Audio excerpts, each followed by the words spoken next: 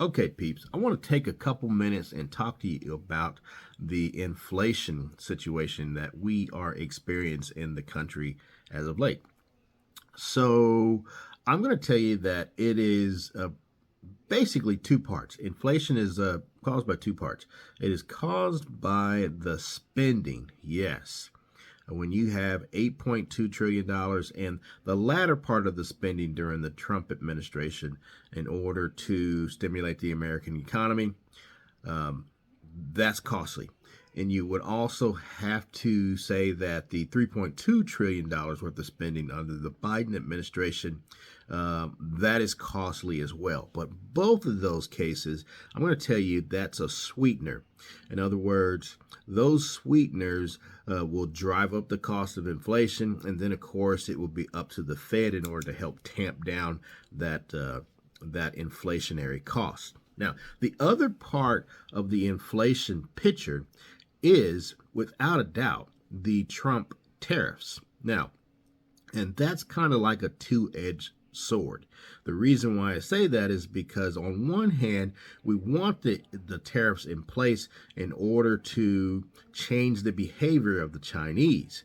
However, on the other hand, it is a driver for inflation in the United States. There's no doubt about it. So I'll tell you a little bit of a story of how we got here, and then I'll try to close this up. Remember back during the 1980s where we moved from the demand side economics to supply side economics.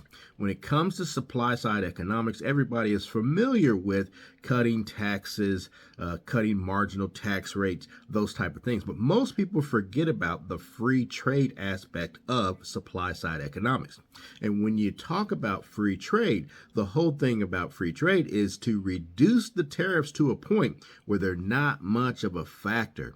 And by reducing tariffs at home on our goods coming into the country, it should be reciprocated by our exports going to other countries. That's what supply side economics want. They want to reduce tariffs all the way together. And remember, that's the whole NAFTA came out of supply side economics. So we can say that for the most part, did it work? Yeah, maybe. Okay. But in the case of the Chinese, let me tell you why I think it worked. The reason why I think it works, because I think if you look at the target for inflation over the past 40 years, I think you were still looking at something that was single digits, low single digits. Okay. And when you look at tariffs over the past 40 years, I think that what you will find is that the total cost of tariffed goods being passed to the American people was probably 2% of the cost of total goods coming to the consumer. Today, that number is like 11%. So you can't say that it's not having an impact, because it sure as hell is. It's having an impact. Now, the problem is this. When we decided to do the Trump tariffs, I'll just use that as a shorthand, these tariffs were to be reviewed after a 4-year period. So remember, they came on in 17 and 18. They would have expired in 22 and 23.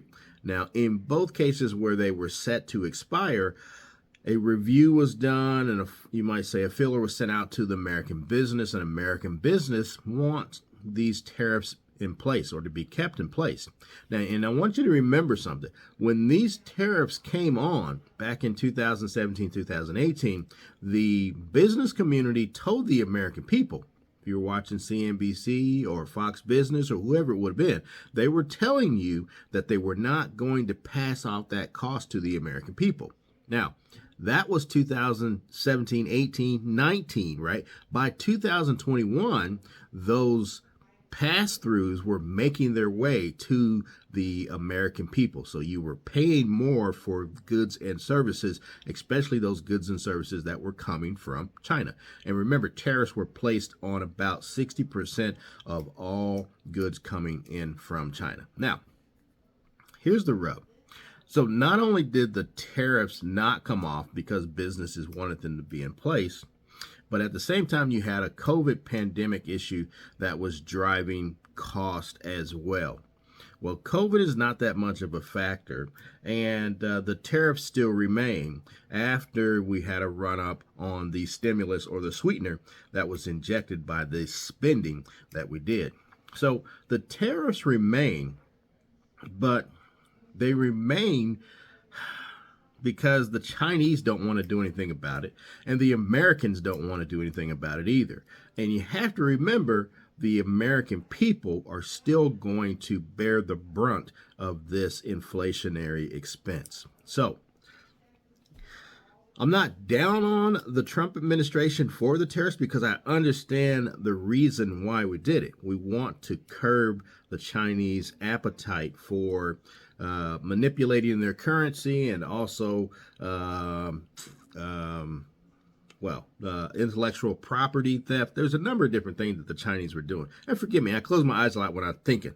Okay, so they wanted to curb that mentality, but I don't think that's going to work. I mean, and if you recall previous administrations, I'll take you back to the Obama administration. Some of you will hate that, others, well, whatever. But the Obama administration's idea was to keep tariffs as low as possible. However, we wanted to start moving things out of China. Hence TPP, Trans-Pacific Partnership, right? Now, would that be effective? Probably. Keeps the tariff low, but and the free trade concept still remains in place. However, I'm not sure how long it would take for that to set up. If it were me, and I don't know, I say this if it's me, and I want you to think about it yourself and tell me, what do you think you would do? But if it were me, what I would do is that we have a problem on our southern border, right? We have a problem on the southern border because we have a number of people coming in from Guatemala, El Salvador, you name it. Places around Central and Central America in particular, not so much South America. But what I would like to do is move those businesses out of China and put them in Central and South America.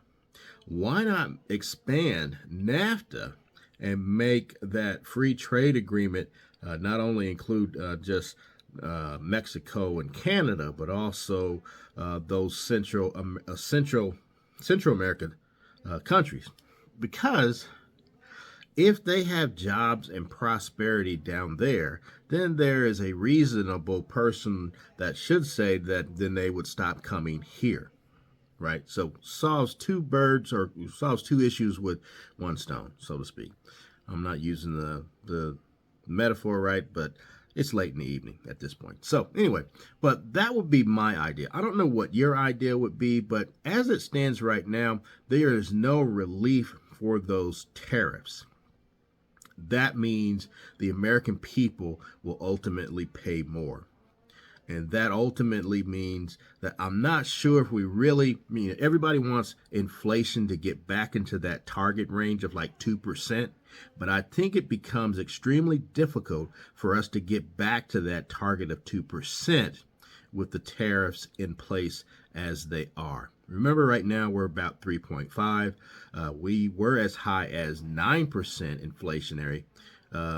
However, down to 3.5, I just don't see us getting that much closer without having other impacts to the general economy. So, what do you think?